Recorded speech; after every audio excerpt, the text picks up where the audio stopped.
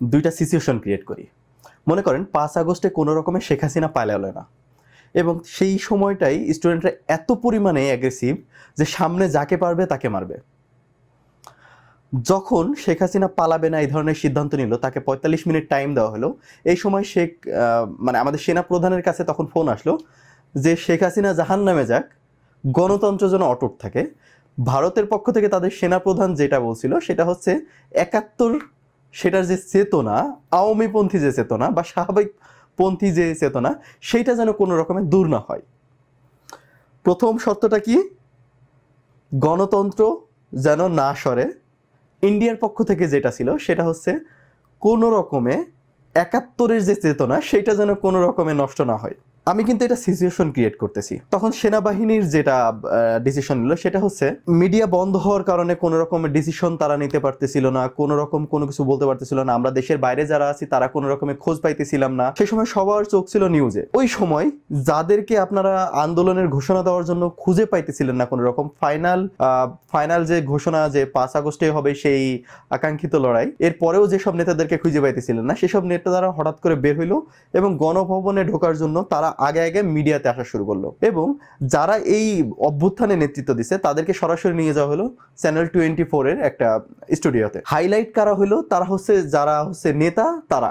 এখন ওই সময় তো অলরেডি আসিফ মাহমুদ, যিনি হচ্ছে আমাদের বর্তমানে স্বরাষ্ট্র জনপ্রশাসন উপদেষ্টা, তো উনি তো বলছিল যে আমরা সশস্ত্র সংগ্রামের ডাক দেওয়ার জন্য তৈরি হয়ে গেছিলাম। অর্থাৎ এই যে বিপ্লবী চিন্তাধারার যারা আছে বা এই জিনিসটাকে বা এই ঘটনাটাকে বা রাজনৈতিক যে প্লটটা আছে এটাকে ঘোরাই দিতে পারে, এই ধরনের যত ছাত্র নেতারা ছিল বা এই ধরনের যারা ছিল তাদেরকে সাইডলাইট করার পর, মানে টোটালি সাইড করার পর ওইখানে নিয়ে আসা হলো গণতন্ত্রপন্থী যেসব নেতারা আছে তাদেরকে সবসময় মিডিয়া সম্পূর্ণ কভারেজ দেওয়া হলো। সোশ্যাল মিডিয়াতে একমাত্র তাদেরকে দিয়ে সয়লাভ করা হলো। তাদের মুখ ছাড়া আপনি আর কাউকে দেখতে পারবেন না। যখন মধ্যরাত হইলো, আমরা যখন এখানে তখন বাজে প্রায় 12টা কি 1টা, আমরা সারাদিন ডিউটির পর আসতেছি এবং কন্টিনিউয়াসলি ফেসবুকে স্ক্রল করতেছি। সেখানে ছাত্র নেতাদের কোনো ধরনের বক্তব্য বা কোনো কিছু পাওয়া যায় না, শুধুমাত্র পাওয়া গেছে পলিটিক্যাল নেতারা। অর্থাৎ ওই সময়টা ইসলামিস্টরা যেরকমভাবে জীবন দিছে, মাদ্রাসার ছাত্ররা যে পরিমাণে জীবন দিছে এবং মাদ্রাসার ছাত্ররা যে পরিমাণে অ্যাগ্রেসিভভাবে ওইখানে সামনে যাইতেছিল, এই জিনিসটাকে সম্পূর্ণ হাইড করা হলো।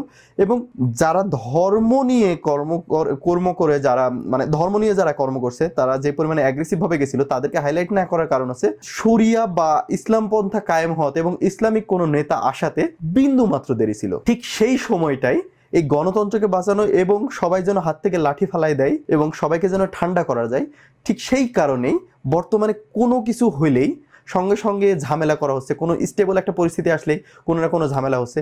এটা আওয়ামী লীগ করতেছে তা না, আওয়ামী লীগের সময় যারা সুবিধা ভোগ করছে তাদেরকেই পেট্রোনাইজ করার মাধ্যমে এই সব ঝামেলাগুলো ক্রিয়েট করা হচ্ছে, যাতে আপনারা এই যে এত দুর্নীতি হচ্ছে বা এত যা কিছু চুরি হচ্ছে বা যে কোনো অনিয়ম হচ্ছে, যেটা হওয়ার দরকার সেইটা বাদে অন্য কিছু হচ্ছে, এটার বাইরে যেন আপনারা কথা না বলেন। সেটা থেকে নজর সরানোর জন্য বিভিন্ন ঘটনা হচ্ছে। এবং যখনই ইসলামপন্থী যারা আছে তারা যখন বিভিন্ন রকম দাবি করতেছে বা বিভিন্ন রকম সেমিনারে তারা অংশগ্রহণ করতেছে বা বিভিন্ন রকম সেমিনার আয়োজন করতেছে, ঠিক সেই সময় শুরু হচ্ছে বিভিন্ন ধরনের আক্রমণ বা বিভিন্ন ধরনের অঘটন, যেটার মাধ্যমে যখনই শরিয়ার কথা আসতেছে ঠিক তখনই গণতন্ত্র নিয়ে তাদেরকে ঐক্যমত্য কমিশন বা যে কোনোভাবে ডাকা হচ্ছে, যাতে গণতন্ত্রের উপর থেকে কারোর মনোযোগ অন্যদিকে না যায়। এটা হচ্ছে মেইন। সো আপনি যদি মনে করেন যা কিছু হচ্ছে সব কিছু ছাত্ররা করছে, না, শেখ হাসিনা যদি 1%ও চান্স পাইতো সে কোনো রকমে বাংলাদেশ ছাড়তো না বা ক্ষমতার গদি কোনো রকমে ছাড়তো না। ঠিক এই জিনিসটাই হয়েছে যে সেনাবাহিনী যখন দেখছে যে সেনাবাহিনীর যারা মিশনে যায় তাদের এসব বন্ধ হয়ে যেতে পারে, অর্থাৎ আমেরিকা থেকে যেসব ইনস্ট্রাকশন আসছে যে গণতন্ত্রকে টিকায় রাখা লাগবে, আর ইন্ডিয়ার পক্ষ থেকে আসছে যে তোমার সকল দোষ মাপ, তুমিই থাকবা চেয়ারে, শুধুমাত্র 71-এর চেতনা বিক্রি যেন না কমে। এইটাই ছিল মূলত 5 আগস্টের যে সারাংশ সেইটা।